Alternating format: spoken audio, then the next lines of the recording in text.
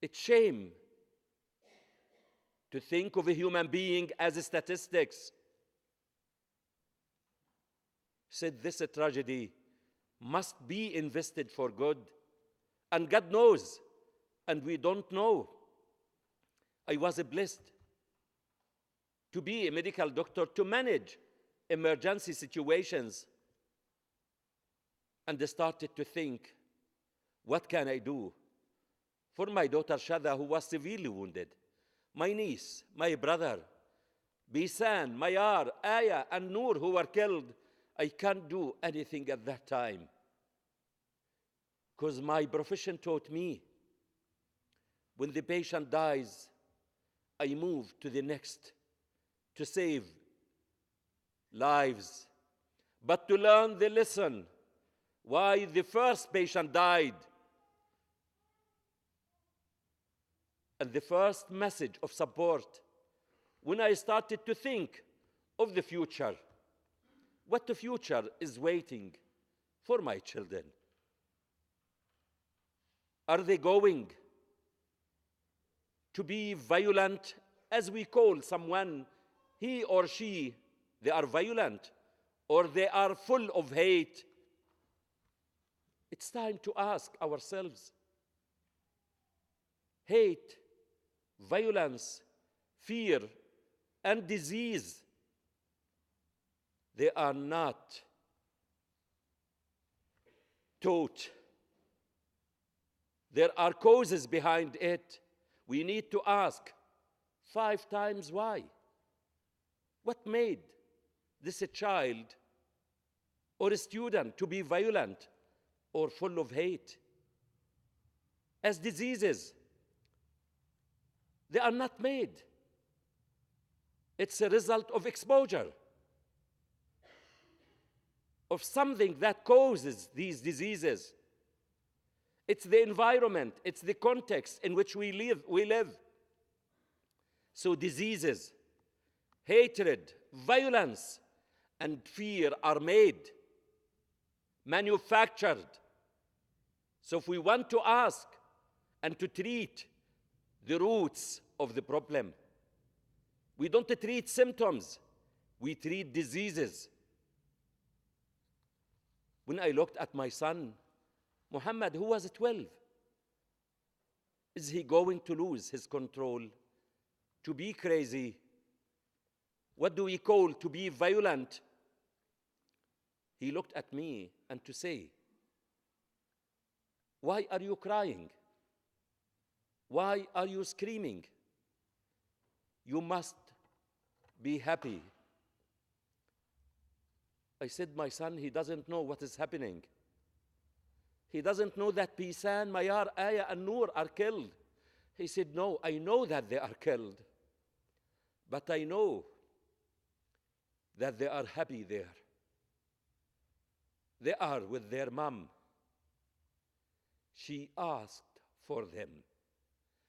That's the 12 years old Palestinian child who can teach leaders of this world, who believed, and he has a faith.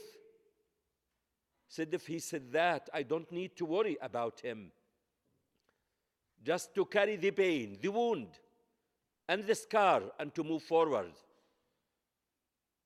And since then, I swore to God and to my daughters, I will never relax or rest. To whom I am accountable, whom I feel watched by them and followed by them, till I meet them one day. I fully believe I will meet them one day. But with what? With the big gift, the good news that their holy souls and noble blood wasn't waste. It made a difference in others' lives. And the big gift is the justice for them and others in this world. And the means to be used, which are stronger than the bullet, which killed them. It's the wisdom, the kind words, and the good deeds. Words are stronger than bullet. The bullet kills once, but the word can kill every moment. So we need to be strong and to select the right strong words. When I wrote my book, I Shall Not Hate, I wrote it where I started writing it 5-6 years ago about my life, to give hope, to inspire people about my life, from where did I come and what did I achieve, and to tell people that medicine, as music, as education, as art, they have one language, a human language. But the time to write it came after this awful, terrible tragedy. And the people were expecting me to hate. They may have the right to think that, and they may have the right to hate.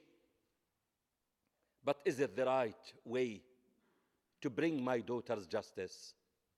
If I want to challenge the one who killed my daughters, it's not with hate. With hate, I destroy myself. With hate, you damage yourself. Hate is the fire which impacts and burns the one who carries it. It's a toxin which destroys and damages the one who is injected with this toxin. Hate is a chronic disease. You will never recover from it. The biggest weapon of mass destruction is the hate in our souls. Don't accept in life to be a victim more than once. If someone did harm to you, you are a victim of that act. Don't accept to be a victim of the hate, but to challenge this act.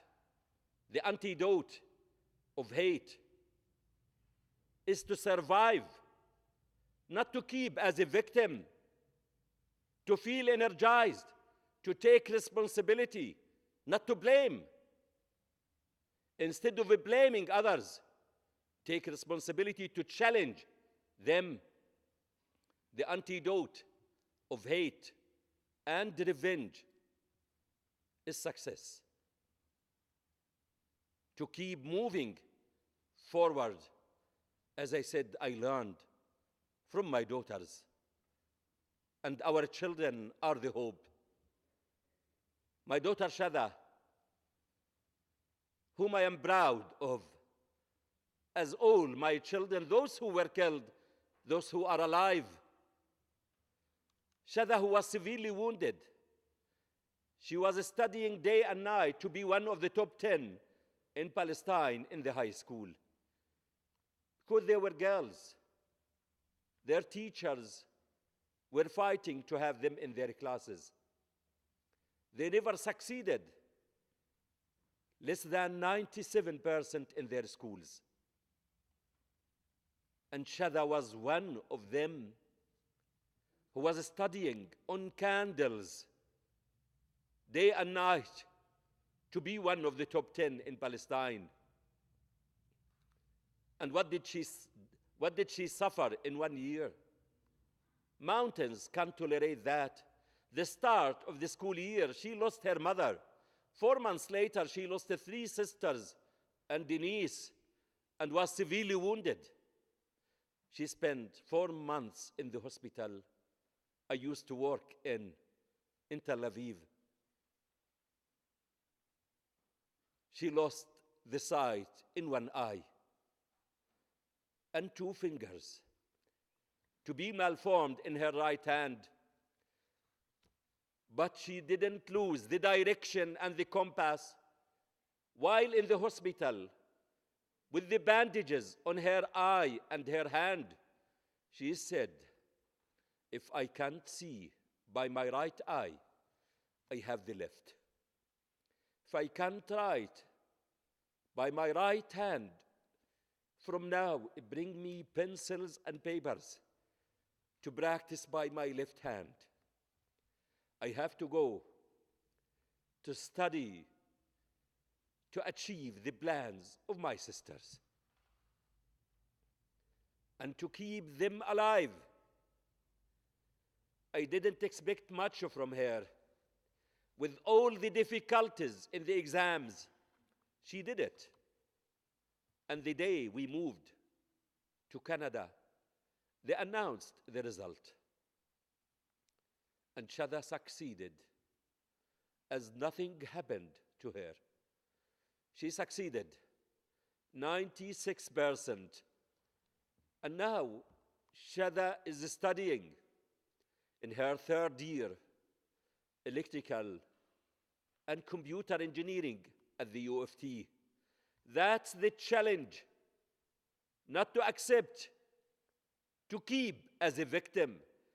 This is the message you can send to the one who killed her sisters, that you are alive and you are moving forward. We need to feel angry and outraged, angry about what is happening in this world, because this world is endemic with violence, with hatred, with fears, diseases, inequalities. We need to look around and to ask and to learn and to act. What makes the evil flourish in this world is good people to do nothing, to think they are far from risk. Maybe we are far from risk, but by distance and time. By the end of the day, we all face and suffer the same. We are living in this world and riding the same boat. It's our responsibility to protect our world and to ask, what world do we want for us and our children? So it's time to act.